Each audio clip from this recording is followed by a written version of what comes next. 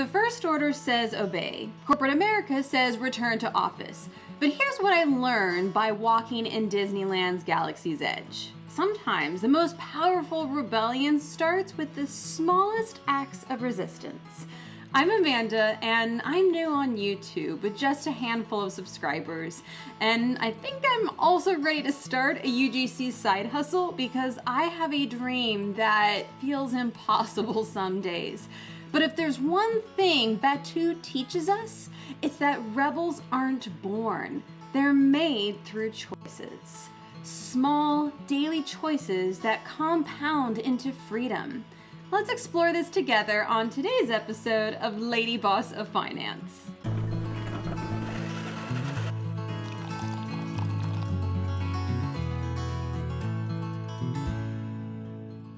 When you first walk into Galaxy's Edge, you feel it immediately. The weight of occupation. Stormtroopers patrol the streets. The First Order ship looms overhead, and everyone speaks in hushed tones, careful not to draw attention. And that's exactly how I felt when my employer rolled out their return to office mandate. First, it was 2 days. Then 3, and now it's 4 days a week, and I watch my coworkers navigate this new reality like citizens of an occupied planet. Autonomy and personal agency are absolutely getting stripped away. And here's what the research actually shows. A large randomized trial found that 2 days working from home didn't hurt performance, and it actually boosted retention. But mandates aren't really about productivity anyways. They're about presence, control, and the illusion of authority. So I made a choice that changed everything. If they were going to control where I sat, I was going to reprice what my presence would cost. I learned that our HR team prefers employees in the middle to upper middle quartile, not in the top where it gets expensive. I was sitting in quartile 1 with outstanding performance reviews for years, and that's a valuation problem, not a performance problem.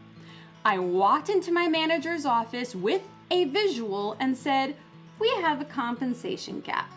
Am I crazy to think that we can actually solve this together? My exact words, by the way. I wasn't asking for the moon. I was asking for quartile 3, something he could actually say yes to. And here's the key. The terms make the deal. Slightly flexible on the exact salary number if I got wins from a different budget bucket. Travel and conference money to level up my skills. And the result? A 17% raise, and the realization that negotiation isn't about being aggressive. It's about getting information, looking for ways to get a yes, and being strategic with the terms of the deal. Black Spire Outpost isn't Rebel headquarters. It's a trading post. Regular people trying to make a living while navigating between two powerful forces. That's where most of us live financially. My husband and I are juggling a lease in a city we don't want to live in, saving for college tuition for his 2 sons. We don't have the luxury of just walking away and trying van life. We have real constraints, so we have to be creative within them. While our neighbors lease luxury cars they can barely afford, we've made deliberate choices to live below our means so we can invest more. And I'm also using AI as my secret weapon, like having a droid companion that helps me be more productive at my W-2, get my time back, and then spin up some side hustles. Here is my 3-bucket system that's working. Number 1, saving. Save to preserve money. Create that emergency fund that turns bad surprises into inconveniences instead of full-blown crises. Number 2, investing. Invest to grow money. I have a highly concentrated portfolio in a lot of tech stocks and ETFs, plus a Coinbase wallet for my digital assets. I've been on Big Thunder Mountain and Indiana Jones with Bitcoin, so I can handle the volatility now. Link in description to those other videos about what to expect from a diversified versus a concentrated portfolio of investments. And number 3, cash flow. Earn for cash flow, and this is where UGC comes in. I'm starting a UGC side hustle because my belief is it will pay faster than waiting for YouTube monetization, and it's my way to bridge from now to my dream. The key is balance. One saving, one investing, one cash flow. An emergency fund for life's unexpected surprises. Investing accounts for my big life goal. And UGC cash flow to make my employer optional. While the most enjoyable part of Galaxy's Edge may be the immersive Rise of the Resistance ride, at least that's my favorite ride there, the most powerful part isn't the rides or the shops. It's the quiet moments in those forests where you realize the Resistance isn't about grand gestures. It's about ordinary people making extraordinary choices, one decision at a time.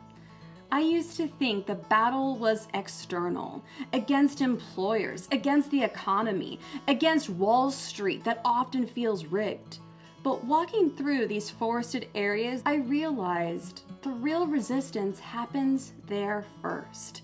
It doesn't happen with the stormtroopers. It happens in your own head. It's the voice that says, be grateful you even have a job when you know you deserve more. It's the script that says YouTube won't work for someone like you when you have something valuable to share. And it's the fear that says you're too late to start when you're exactly where you need to be. My rebellion started small, tracking every dollar I could redirect from lifestyle spending to debt payments, using the avalanche method to tackle high-interest debt strategically, putting Lisa Frank stickers on my journal when I showed up for my YouTube goals all week. It was silly and is still silly, but effective. Each small act builds momentum. Each choice proves I can trust myself with bigger decisions. And each step forward makes my North Carolina dream feel less impossible and more inevitable. Galaxy's Edge reminds us that rebellion isn't about dramatic gestures. It's about daily choices. It's negotiating for what you're worth. It's building multiple income streams thoughtfully. It's investing in your future while living your present. I'm still new here, still building, still saving every dollar I can for that North Carolina dream. And every video I upload, every small financial win, and every choice to bet on myself, that's my rebellion. If you're ready to resist the idea that struggling financially is just normal, and if you want to join a community of everyday rebels building wealth together, hit subscribe, because here at Lady Boss of Finance, we're not stormtroopers following orders. We're rebels writing our own story. And next week, we're heading to another place at Disneyland even more magical, where dreams really do come true, a little cheesy, but they do if you're willing to work for them. See you then, rebels.